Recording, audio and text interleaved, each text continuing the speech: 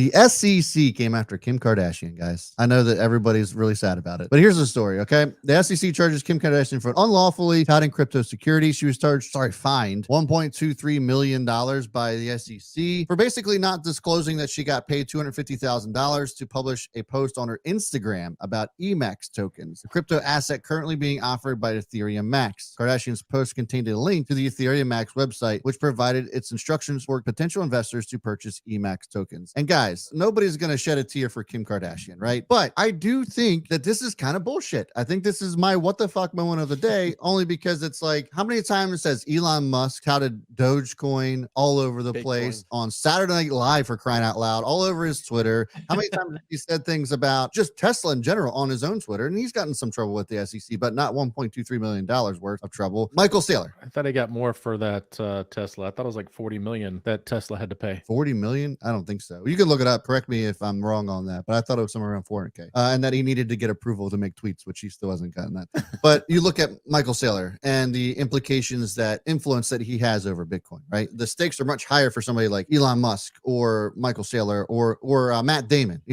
crypto.com. Does anybody know how much he gets paid? Only the bold. I mean, maybe there's some fine print somewhere where it's actually listed, right? But my point is that the SEC is making an example of her, but there's definitely some stronger examples out there that I feel like the SEC could have hammered down a lot harder on, yet they didn't. So for me, this is kind of like, well, nobody's going to shed a tear for Kim Kardashian. I'm still kind of like, what the fuck? Yeah, the fine is like 5x what she got paid for a tweet. Yeah. I have it right in here. I'm going to agree with you on this one, Brad, and I'm looking at it. Let's see. So this is from the SEC website. It was 1.26 million, including approximately 260,000 in disgorgement. That represents her promotional payment, the prejudgment interest, and then $1 million penalty. So really she had to pay back what she was paid for the announcement plus interest, and then find $1 million penalty for doing, the announcement. But I agree with you. This one seems a little targeted. I think though, probably if you look at what she promoted, and this is bad on her research team or whoever handles this stuff for, this stuff is way more likely to be a security than something like a Bitcoin or a Dogecoin is proof of work. Both of those are proof of work tokens. So we bring those up. Those are clearly not securities. They will never be securities. But what Kim touted, it's an easy low-hanging fruit for Gensler to say she touted a security without doing the proper channel and disclosures. So she's going to be the one to get fined. But I hear what you're saying on a larger scale. Yeah. Tesla and Elon each had to pay 20 million fine. Oh, so together it's 40. Andy had to step down as chairman. Yeah. That's what it was. So there are consequences. So it was a shit ton of money. That was a shit ton of money. But that was for threatening to take the company private, wasn't it? Right. Yeah. So a little bit different. Yeah. She's getting paid to promote. Yeah. He was speaking of his own investment. Taking the company private. Yeah. Everybody freaked the fuck out. Yeah.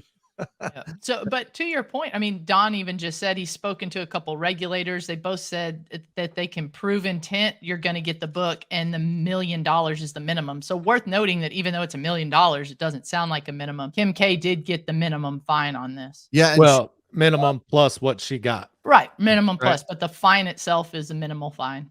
Yep. I believe Gary Gensler did say that, she was very cooperative with the whole thing. It's just funny. He comes out and says, oh, she was very good about the whole thing, but we still charged her fined her $1.2 million, Yeah. So, she was great about it all, but we still took her money. Yeah. That was like college football this weekend. An LSU player got hurt and damn near broke his neck, had to be carted off the field. And after he was carted off the field in the locker room, the refs assigned him a 15-yard penalty.